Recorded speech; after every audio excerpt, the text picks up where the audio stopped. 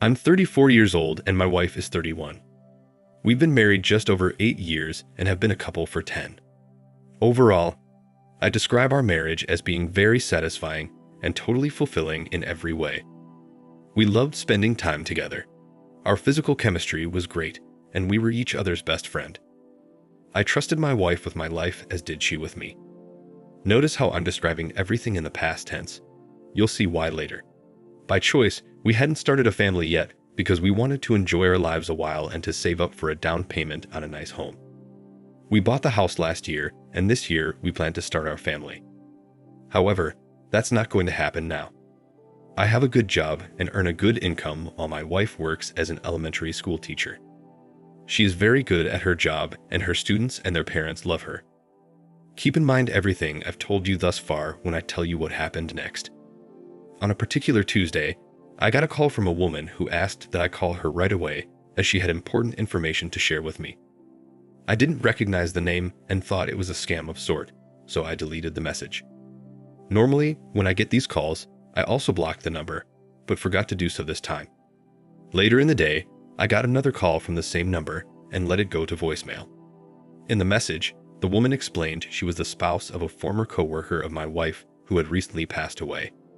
She said she had some very important information to share with me and to call her right away.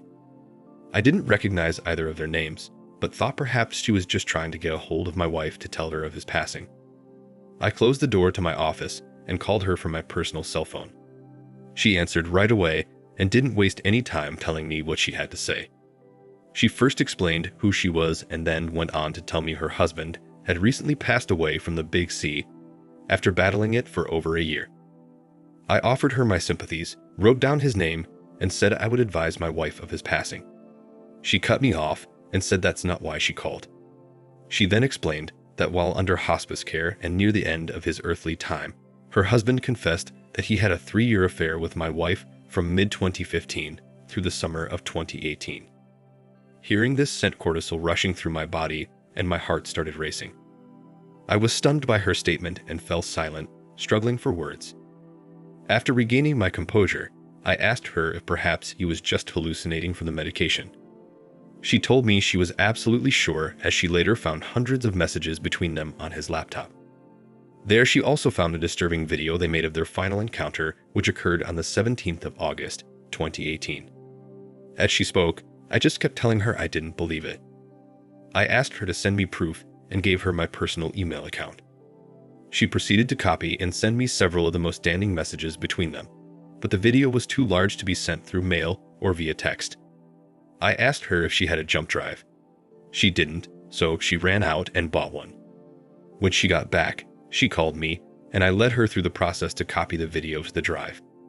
The next morning, she overnighted the drive to my office, and I got it Thursday morning.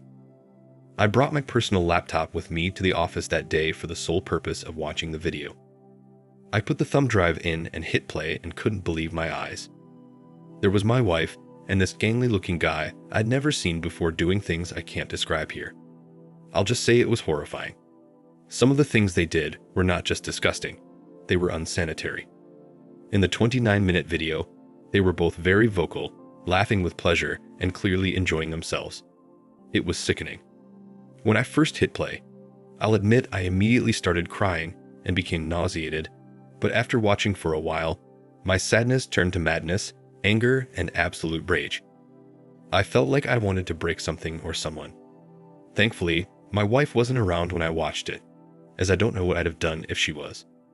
It's now 7:09 p.m. on Thursday evening, and I've been typing out this post for the last hour and a half. I called my wife earlier this afternoon and told her I was going out for dinner with clients. I occasionally have to do this for work, so she bought my story. As far as what I'm going to do, I'm not totally sure, but I'm strongly leaning towards divorce. There's no way I could force myself to stay with her, and I'll never be able to forgive her. In fact, after what I saw her doing, I really don't want to get near her without wearing personal protection equipment. I'm not kidding about that either. Also, the fact that the video is 4 years old doesn't matter. She cheated on me, and I cannot accept that. Now, here's where I'd like your opinion. Should I confront her with the evidence and give her a chance to explain, or should I just go straight to an attorney and serve her divorce papers. I haven't informed anyone else about this yet, as frankly I'm too ashamed. That's why I've come here to discuss this anonymously and get your feedback. I promise to read all comments. Now for the first update. I just wanted to give a quick update on where things stand. After grabbing some dinner on Thursday evening, I finally went home and acted normal with my wife. Thankfully, I was able to keep my distance from her, and she didn't attempt to initiate closeness. On Friday, I took the day off and met with a divorce attorney after conducting extensive research online. I presented the attorney with the evidence, including the video. She explained to me that while my wife clearly violated the vows of matrimony, it will have no effect on the outcome of the case. I asked her how so, and she explained that our state is a no-fault divorce state, which basically means either party can pull the plug at any time without fault being placed, no questions asked. I asked her how is that possible, and she told me it's the law. She said we can all thank Ronald Reagan for starting this back in the late 60s when he was governor of California. She said he was the first governor in the nation to sign this into law, and since then, a number of states have followed suit.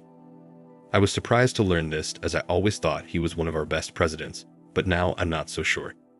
That doesn't change anything though, as I'm still going forward with the divorce. It just means that I'll come out of this ordeal a lot poorer.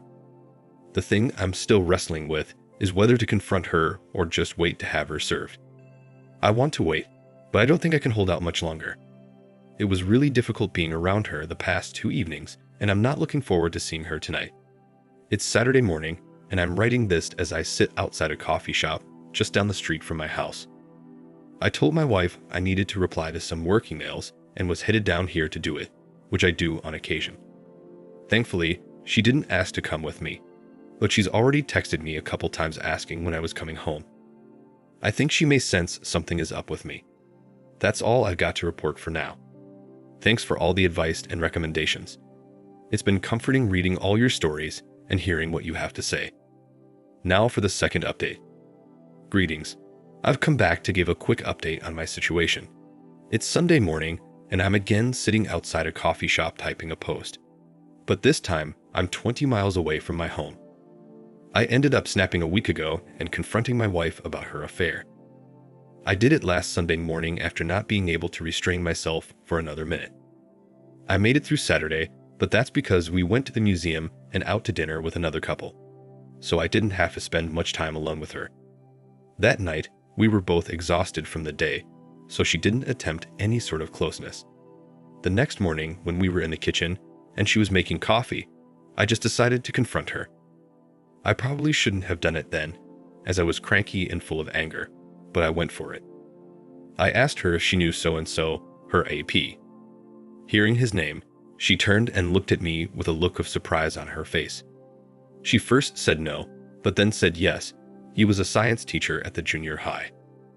I had my tablet in front of me and said I just read where he passed away from the Big C. She said that's terrible, he was so young. She continued on, saying she didn't know him well, but knew he had a wife and a son. I let it go for a while and watched her after she sat down and served me coffee.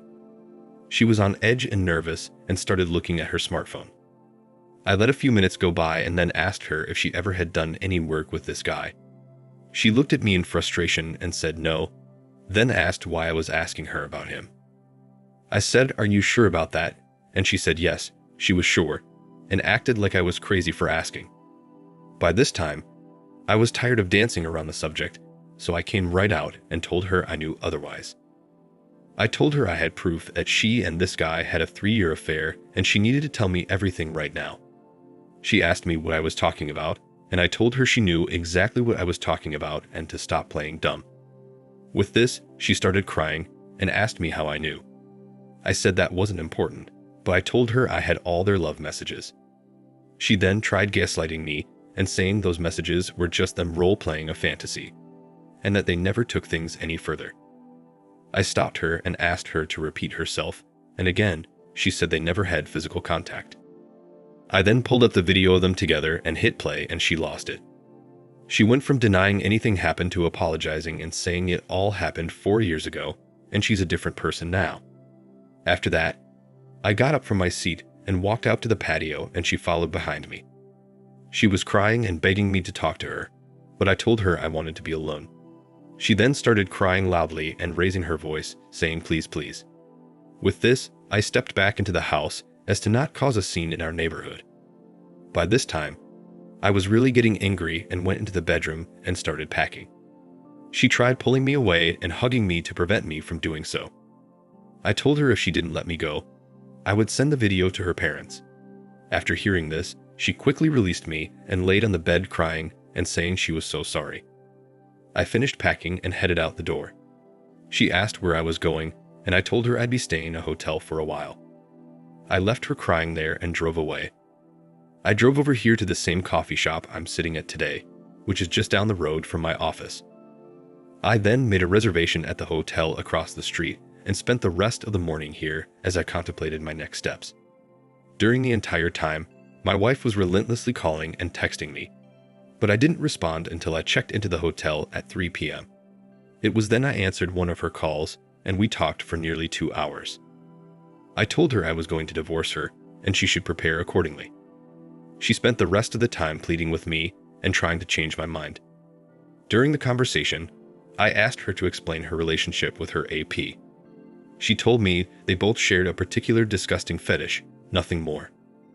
She said their physical acts meant nothing emotionally, and then tried proving this to me by body shaming the guy. She told me you can see from the video how unattractive and emaciated he was. She said that obviously I could see that she would never leave me for him, and that their meetups were just to satisfy the fetish they both had, which she claims to no longer have. I responded by telling her she has serious mental problems and should see a doctor about it. I probably shouldn't have said that, as she immediately lashed onto that statement and admitted she probably was insane for doing what she did. She then transitioned to telling me it all happened over 4 years ago, and that she's never once even thought about being with anyone else since. I countered and told her the only reason she ended the affair is that her AP moved 5 hours away to take a position in another school district. She then tried telling me she ended the affair way before that, but I told her she was lying because the video was recorded the day before he and his family left town. She didn't have a response to that, and right there, I knew my wife was not only a cheater, but a habitual liar. On Monday of this past week, I met with my attorney to let her know what transpired over the weekend and to advise her I wanted to expedite the divorce process. She said she would make it happen, then recommended I cease all contact with my wife and have all future communications go through her. She also told me confronting her without witnesses was very risky and to never do that again. She explained she's had multiple cases where husbands have been falsely accused in these situations. I heeded her advice and told her I'd abide by this going forward. So that's where things stand right now. Everything has happened so fast I haven't had a chance to mourn the loss of my marriage, and I don't feel too bad right now, but I know it will eventually hit me. Now for the third update. After I gave my attorney the approval to expedite the divorce, I told my family, and they were shocked and disappointed in my wife. Their main concern was that I was all right and taking care of myself. I assured them I was, but even so, they made arrangements to travel down to spend a few days with me the following week. The next day, I got a call from my mother-in-law. She apologized to me for her daughter's behavior and asked if there was any chance I'd reconsider or at least think things through before divorcing her. I told her I already had, and now all I want is an amicable divorce so that we both can move on with our lives. She said she understood my position, and we ended the call on good terms. The following week, my parents arrived in town on Thursday and got a room at the hotel where I was staying. I took Thursday and Friday off to spend time with them, and we had a good time sightseeing during the day and going out to dinner at night. On Saturday morning, my mom said that my mother-in-law called her last night, and she and my father-in-law wanted to meet my mom and dad for lunch. I didn't have a problem with this as our parents had become friendly since we got married.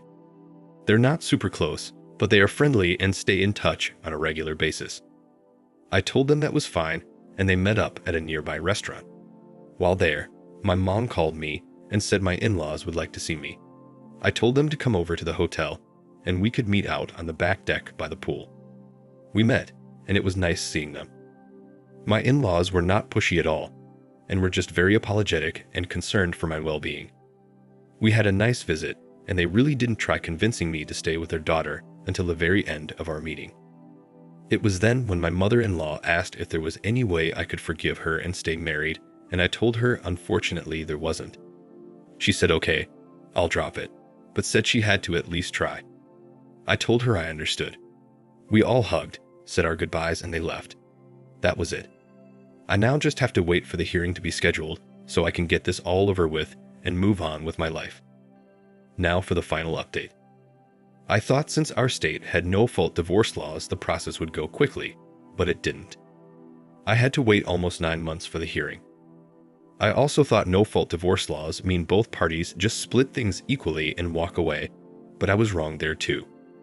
Even though I was the one who paid 70% of the bills and contributed 85% of the assets, I still was required to pay alimony. Instead of paying alimony for 4 years, my attorney negotiated an additional lump sum payment of $29,000 that was paid to my ex-wife after we sold our house. How is this even fair? My attorney said that I could have claimed the assets I owned prior to marriage. However, I made the mistake of adding my wife as a joint owner on the accounts right after we got married, so they too were split 50-50. That's all water under the bridge now, and there's nothing I can do about it. I'm just glad it's all over and I'm a free man. Now for my ex-wife. She and I remained on civil terms throughout the process, although she constantly kept asking me for a second chance right up to the divorce, and has continued to do so for weeks after. She says she's infatuated with me and will never give up trying.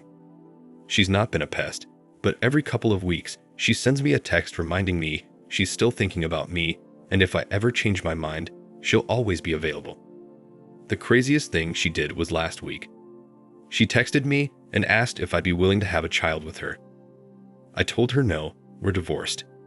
She then asked if I would be a donor so that she could have my child that way. I told her no, that's not going to happen, and that if she wants a child, she should pursue another relationship or look for a donor.